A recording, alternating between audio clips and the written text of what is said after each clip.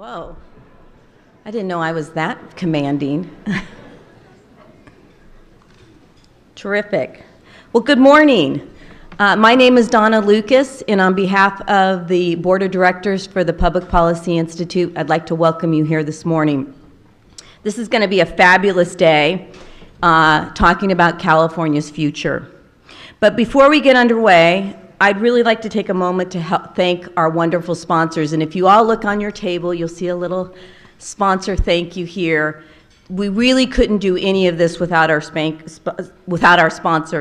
AARP, Bank of the West, California Business Property Association, the California Endowment, the California State Association of Counties, the Dave and Lucia Packard Foundation, the Dave and Susan Coulter Family Foundation, the Environmental Defense Fund, First 5 LA, the James Irvine Foundation, the League of California Cities, the Nature Conservancy, Silver Giving Foundation, Southern California Edison, the Stewart Foundation, and the Thomas and Marilyn Sutton Family Foundation. Can we give them a round of applause?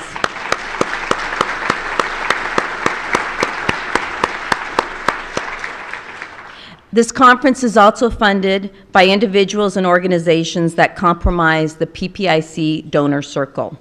Funding from our sponsors and donor circle members make programs like today possible and ensure that they are free and open to everyone. I encourage you to learn more about our donor circle at the PPIC website. Also, before we begin, a few housekeeping items. First, before you leave today, please take a moment to fill out the confidential evaluation survey found on your table, the package at your table, and please leave it at the registration desk on your way out. We really do value your input. Second, please turn off your cell phones. We don't want to interrupt anyone in their wonderful, engaging conversation. Also, onto the program. Our opening session is part of the Sutton Family Speaker Series, and we are very grateful to Tom and Marilyn Sutton and their sons, Matt and Paul, who are all here today, right up here, for their generous gift to PPIC to support an ongoing dialogue about the promising new policy initiatives in California.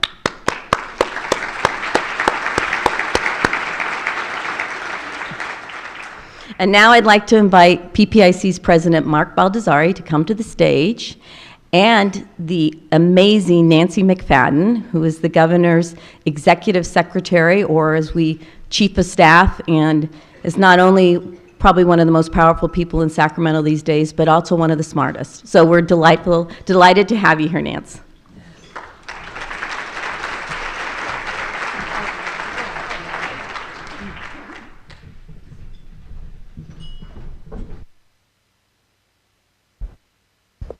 Says my name. Oh, good. Me too. So welcome to the State of Change, and I'm really delighted to have an opportunity with all of you here to have a conversation with Nancy McFadden this morning, because around this time of year, last year, I had a conversation with Nancy, not with 500 people, but in her office, and it was very informative, as always. For those of you who don't know who Nancy McFadden is, I'm not going to take a poll, but please don't. Let me just say that she is just a couple of things, and I'll give you a chance to maybe say a couple of things about your role. Executive Secretary to Governor Brown. Previously, Nancy McFadden was Senior Vice President at PG&E. She worked in the Davis administration on energy and budget issues. She worked in the Clinton administration in a variety of roles, including Deputy Chief of Staff to Vice President Gore and Deputy Associate Attorney General and other roles. And anything you want to say about yourself that I've left out? I can't keep a job.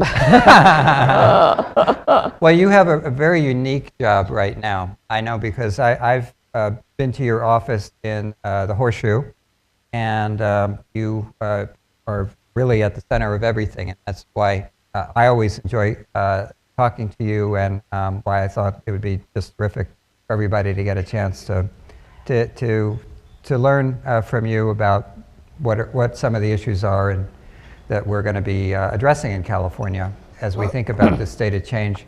So we don't have a lot of time, unfortunately. We started a little bit late, so we'll try to keep more or less to our schedule. I wanted to start out by asking you, as you think through all of the issues that we need to address in California, what do you think are the most important issues that we can focus on now that will lead to a better future for California? Well, thank you, by the way, for this invitation and for being here. PPIC is, I think, one of those organizations that's really one of the important elements of policymaking in the state, and you provide a really important function. And so I'm really pleased to be here. And I'm here at some risk because I left the governor and the Department of Finance alone together talking about budget issues. So I'm glad we're going to be on a short schedule because we don't want that to go on for too long.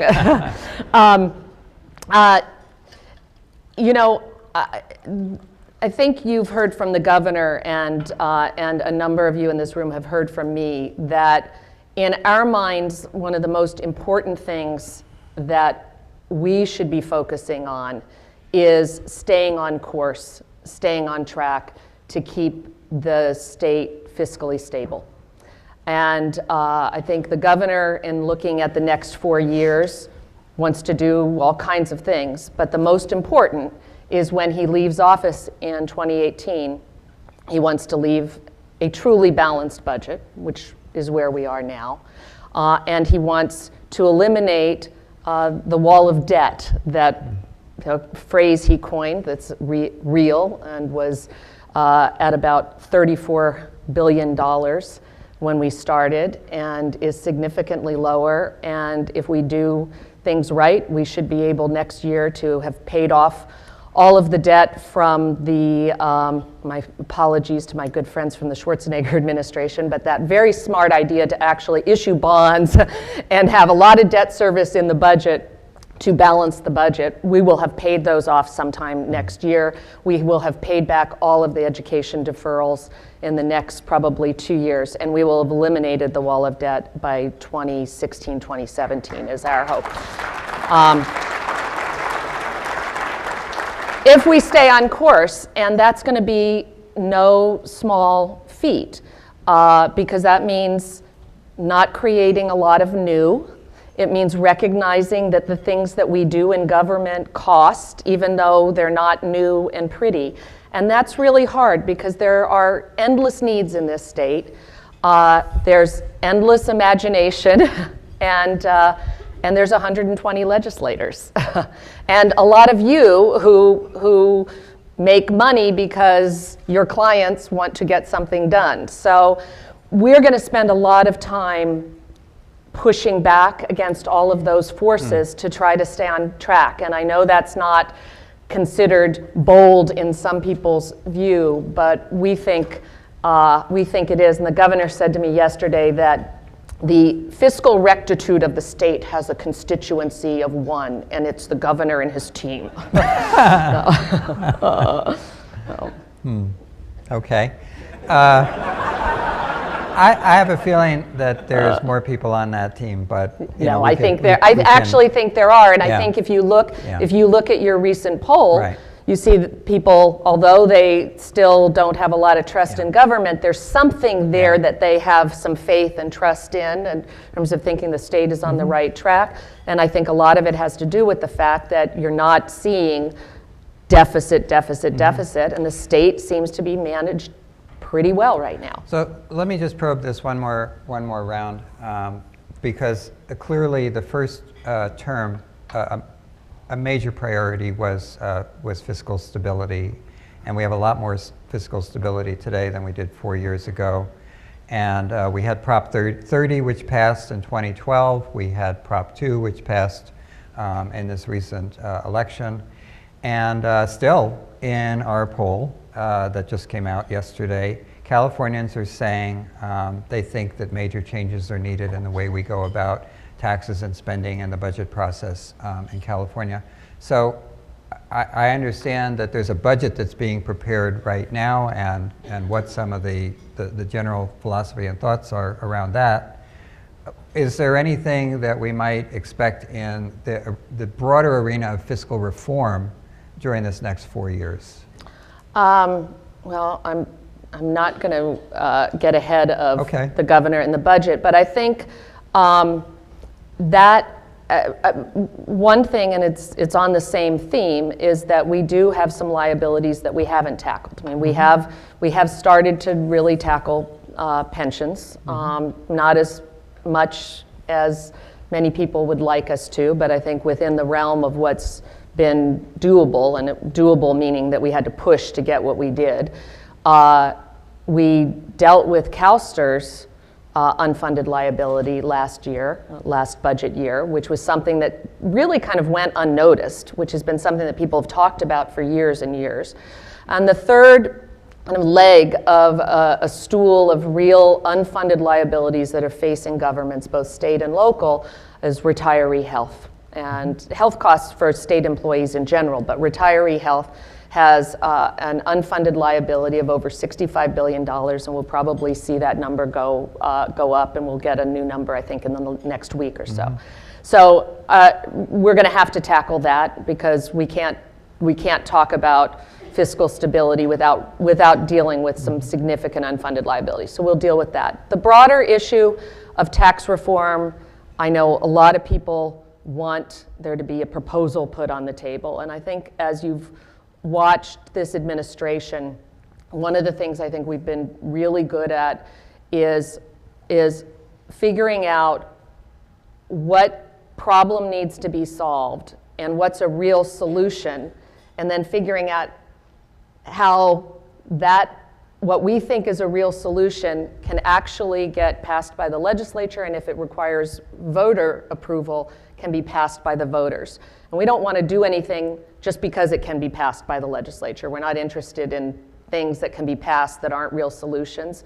And we're not interested in things that can be passed by the voters that aren't real solutions. But finding that kind of middle of those three concentric circles is extremely difficult. People think it's easy when you look at, for example, the water bond, because it happened, and it happened so well. That was extremely, extremely difficult. And for over 2 years, people kept pushing us. When are you going to put your water bond proposal? Why aren't you doing something on the water bond? And I think we showed that we had the right sense of timing and the right sense of what, and we got it right. We got the intersection of those three concentric circles right.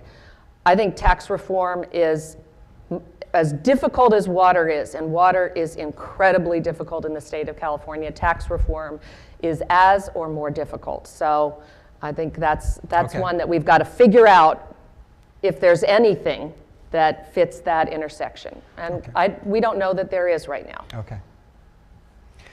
I agree, it's very difficult. Well, let's talk about water. So the voters passed Prop 1, the state water bond. We had groundwater legislation last year. It's raining, that's good. Yes, thank you. Although our Department of Water Resources said to me that we would need this rain to go on for something like 150 days Right. to actually completely get out of the drought. So, So you're actually helping me develop this Yes. question, because our last poll, 60% of Californians, this is after Prop 1 passed, said that they want the government to do more about the drought, that they consider the drought a big problem in their area. So if we think about the more immediate issues related to the drought and the more long-term water issues, and I'm thinking particularly about the Delta, what might we expect over the course of the next year in terms of movement or action in water?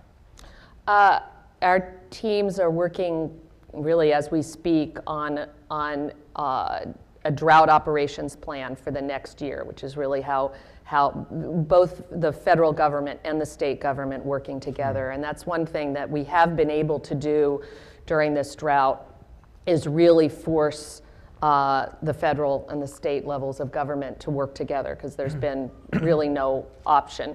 They're working together to develop a plan on how we operate the state water system and the federal, and hopefully, that's sort of the operational part of it. We've got a lot of implementation in terms of the groundwater legislation is going to take a lot of hard work at the local level in particular, but with help and guidance from the state.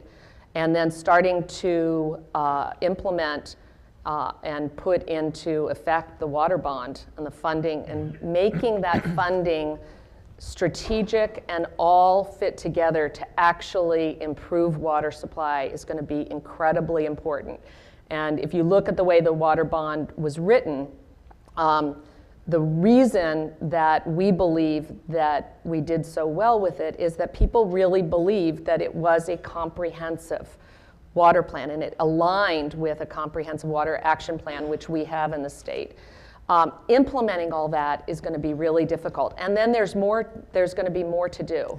Yeah. We may need to put general fund money and do some direct funding of water projects. We certainly need to support with guidance and with help some of our localities that are really struggling because they don't have the expertise, they don't have the resources necessary to figure out what they need to do.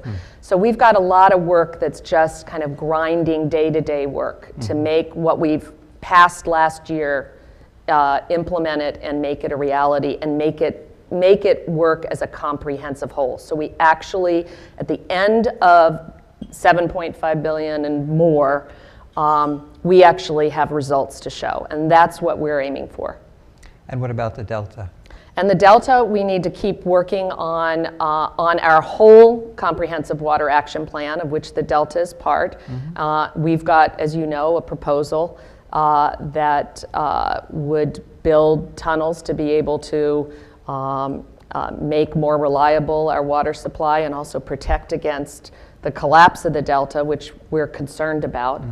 And we're going to keep refining that. I think the departments that are working on that have said that they put a halt on the environmental work and said we're going to take a look at the comments that we got and take a refresh and take a look at it, and that's what they're doing. So I think that I think the most important thing right now is the drought operations plan that our folks are working on. I think it'll be quiet as folks look at the Delta plan, how it fits in with everything else. I think people believe it's definitely still needed, but we're looking at how it might be refined. The other big infrastructure project is high-speed rail. Yeah.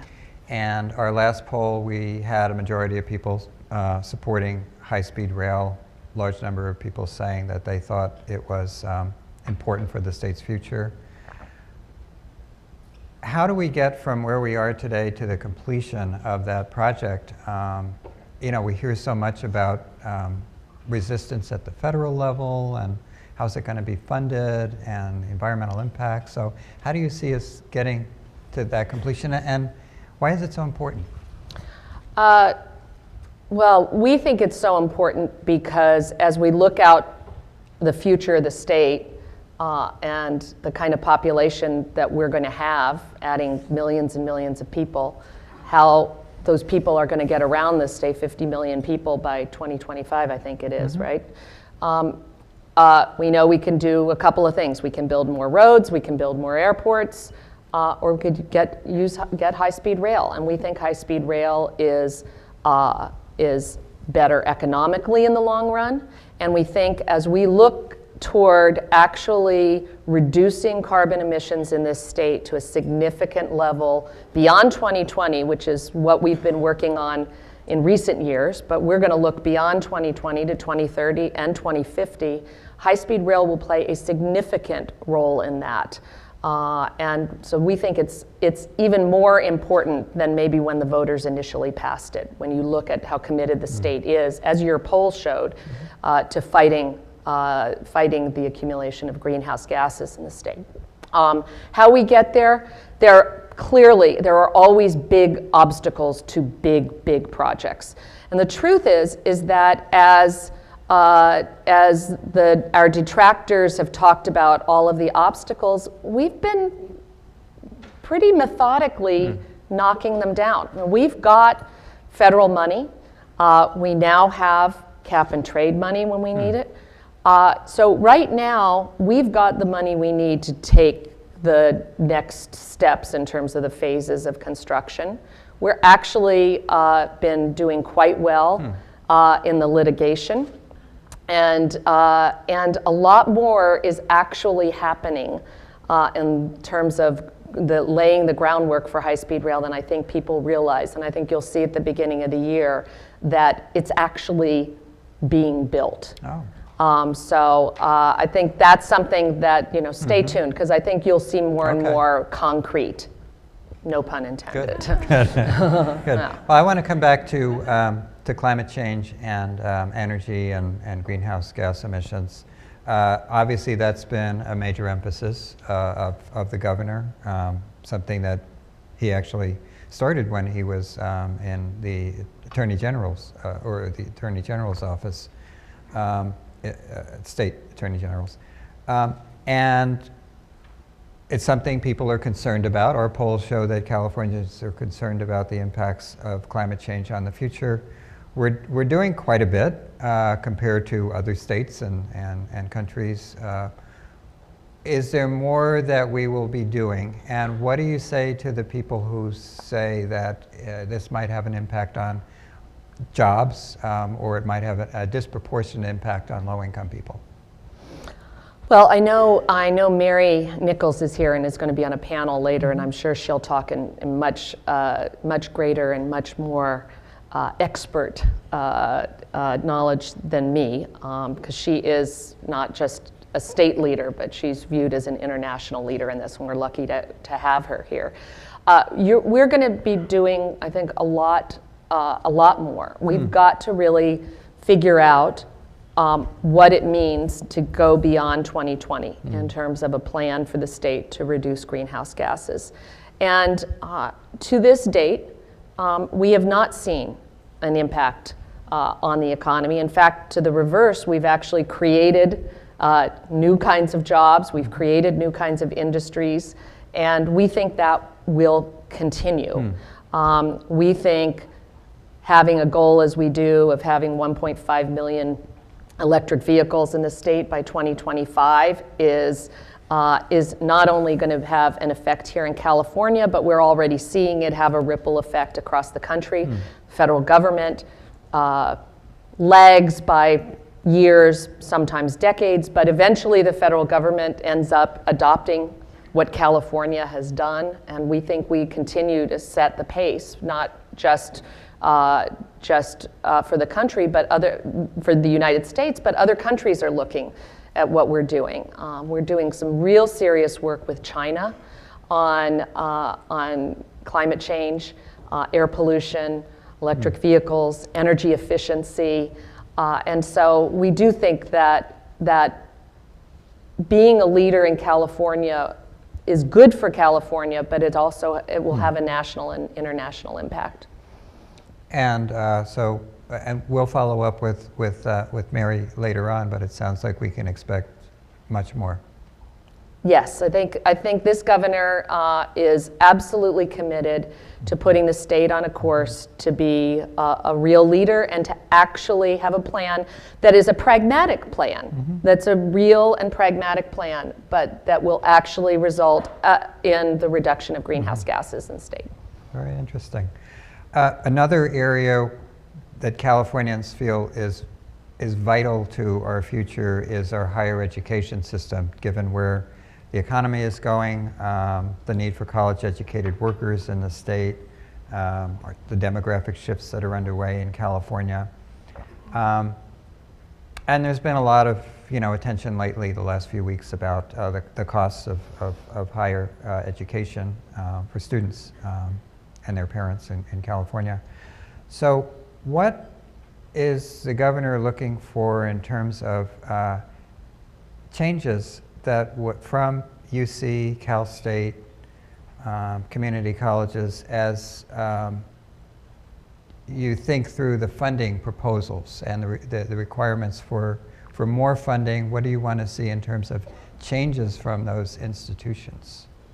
Well, I think at a fundamental level, one of the things that the governor has said and would like to see are the systems, and we think CSU and community colleges have done this to some degree, and they need to do more. UC probably to a lesser degree, is to take a real serious look at the institutions and look at ways of fundamentally reducing costs, because much like people ask the question about how can the state continue on its course, and how do we balance our revenues with spending, we had to do some fundamental changes. We did fundamental change in corrections with our realignment proposal. We've done fundamental changes to actually reduce cost structure, and that's what he's asking the universities to do, is to take a look at themselves seriously with analytics and figure out if there are ways of actually maintaining or increasing access and quality, but changing certain things in how they deliver education to reduce the cost. So we're not always faced with tuition versus more state support, because as we look out over the years, if that's the only choice, and they don't do something to fundamentally reduce costs in some ways, we're always going to have this question. It's going to be a perennial question for higher education, and we feel like the students. How to reduce costs? Well, the governor really believes that online education is something. It's not the answer, but it's an element that has not been given as serious consideration as it should be. And we are seeing more online classes and all of that, but in a way that could actually start to reduce costs. He's asked the university to look across its system and see if there's duplication in a way in terms of how does every single UC need to offer every single major? Is there a way to do things differently there? And probably most importantly, is there a way to have our three systems work together better? And actually, they really are starting to do this. And I give Janet Napolitano and Tim White and Bryce a lot of credit, because they actually are starting to talk to each other a lot more than previous leaders of our three segments of higher education have.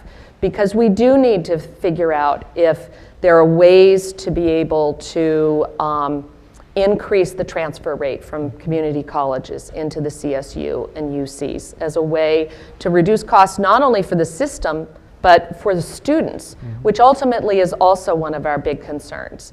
And then the other thing that we are very concerned about, and I know Senator DeLeon and others are as well, is how can we reduce the time for students to get to completion of their degree? And what can we do in our institution and institutions of higher education to help that? Yeah, so those are some of the things that we want to look at. Costs on both sides. On both sides, yeah, right. One of the reasons that Californians are so concerned about the future of higher education is that while we have really had a terrific comeback of the California economy the last few years, we also see a lot of evidence of poverty and growing income inequality in our state. It's an issue that surfaced a little but during the campaign, but didn't really get much attention. But But Californians are saying they want the government to do more about inequality. And do you have any thoughts about what proposals might make a difference in this area? Yeah, and it is it's just a problem in our state, and it is true. I think that your poll showed it, that people believe that a state of such stark haves and have-nots isn't what we want to be as a state. I think we've tried to do certain things with minimum wage. I think the expansion of healthcare that this state has taken on actually is indirectly really important for helping people get out of poverty, and it's a real important thing. And we've done a massive thing in terms of putting 2 million people more than were covered by Medi-Cal 2 years ago. And we're probably going to see doing more. For example, we're still evaluating, but the president's recent action on undocumented immigrants could perhaps open a door for more coverage of more people under Medi-Cal, and we're looking at that. That, of course, is going to cost money, but the providing health care to people is significantly important, and I think things show that's an important thing. And the things we were talking about with respect to education are also really, really important as pathways out of poverty. And we think, and I believe that you will see in this upcoming year more of a focus, and there has been some, but more of a focus on how do we provide pathways for people that don't necessarily want or need to go to college, but need some career technical education or some adult education to be able to get the kind of job that will actually pay a better wage than what they're in now, or those that are completely unemployed. So I think more of a focus on that will be really important, and I think we're committed to doing that in the next year. At the same time that Governor Brown has been showing leadership in so many different areas that we've discussed today, he's also made a statement, and I think a very bold statement, that we need to move certain responsibilities from the state to the local level and empower the locals to do that. I wonder if we could talk about that a little bit and about how that works, and do the locals have the resources, do they have the tools that they need to succeed, whether we're talking about corrections realignment, or we're talking about the new funding formula for schools, even in healthcare with a great growth in Medi-Cal enrollment. How do you provide that kind of state leadership and at the same time say, okay, the locals need to do this? Well, we're doing it, and in all three of the areas that you just mentioned, in that we have shifted certain responsibilities to the local level, given them much more flexibility and ability to be able to make decisions that align more with their needs, especially in the education area.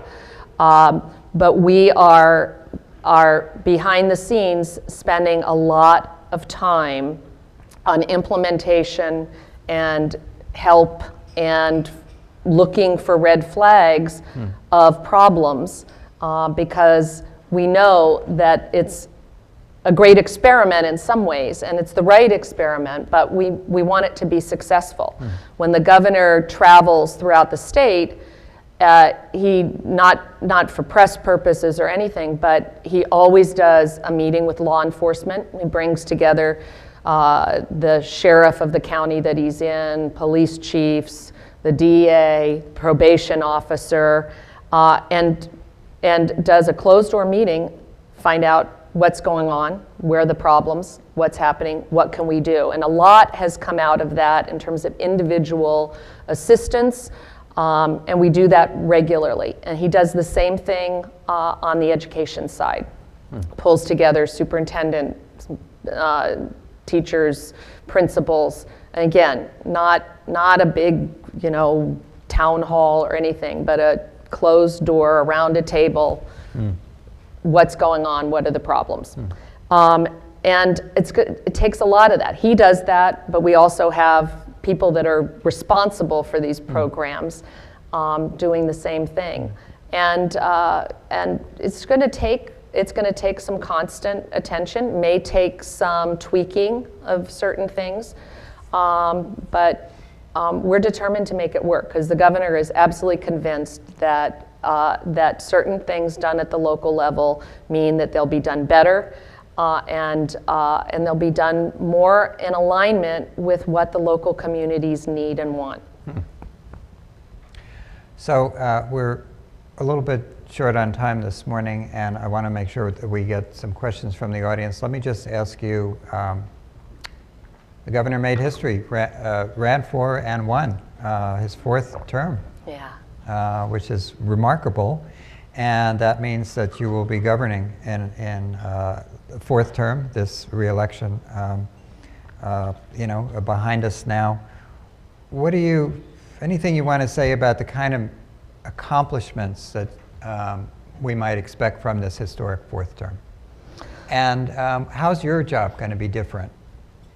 That's a good question. Well, so much has happened in the first/third term, the last 4 years, that it's going to be hard to top that in some ways, and it's not sexy, but we really are going to spend, as we've been talking about, every single question you've asked has had an element of, we've got to do the hard work of implementing. We've got to do the hard work about making it work. We've got to do the hard work of governing, and that's a lot of what I do, and it's actually a lot of where the governor spends his time. And I think we're going to be doing a lot of that. I think we do need to focus on education. We will focus on climate change. And I think there will be other things that will come up, some of which we've talked about, that we don't have specific proposals or plans to absolutely put something on the table this year, but you'll see work done on them over the next 4 years. Again, I know my good friend George Skelton always wants to know what the bold agenda from the Brown administration is going to be, and I think that it's pretty bold to actually want to keep the state on a really, really solid, good track. And if we can make realignment work, the local control funding formula, get high-speed rail actually on a path where it won't be stopped, and that it's actually producing jobs and is going to be running, and we can really tackle water, that's a lot. That's a lot. Yeah, that is a lot. And where does the legislature fit in? The legislature is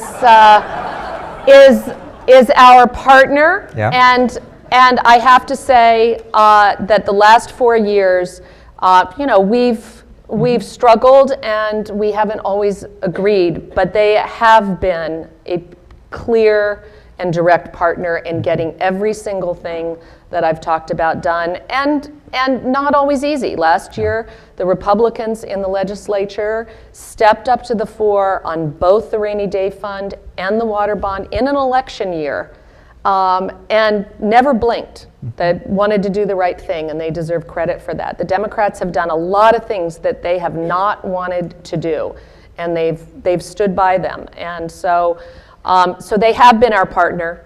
We've been able to work to get the right things. We've been good at how we've worked with them, and they are also our challenge. Sure. In the last 2 days, there's probably I asked finance to give me an estimate, but we've probably had, just in the few bills that have been introduced so far, a couple of $1 billion worth of spending already. So we will continue to have to compromise and work together. But they've actually been a good force the last 4 years, and we are confident that they will be so the next 4. And really, I just wanted to mention that to just kind of get it out there and surface it, that because we hadn't talked about that earlier. And obviously, the voters have been a good partner for Absolutely. you too, and both in 2012 and 2014. How about some questions? Anybody have any? We have a question here and one over here. We have think you got time a mic. for a few questions. Okay. Nancy, of course, there are a lot of groups out there who'd like to see an extension of the tax increases that the voters passed a couple years ago. Do you think that that may present an opportunity for tax reform to be done in combination with that? You know, it's possible. The governor has been really clear that he went to the voters and said Proposition 30 was a temporary tax increase, and he's not going to break faith with the voters on that. So Proposition 30, in our mind, is temporary, and he won't support an extension of Proposition 30. But I have no doubt that over the next year and so that there will be lots of discussion about extension of Proposition 30. Our position is clear, or alternatives. And you know, we'll have to see where that discussion goes.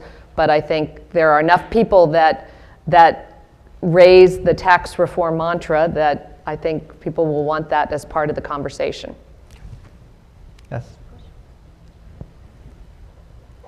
Good morning. Good morning.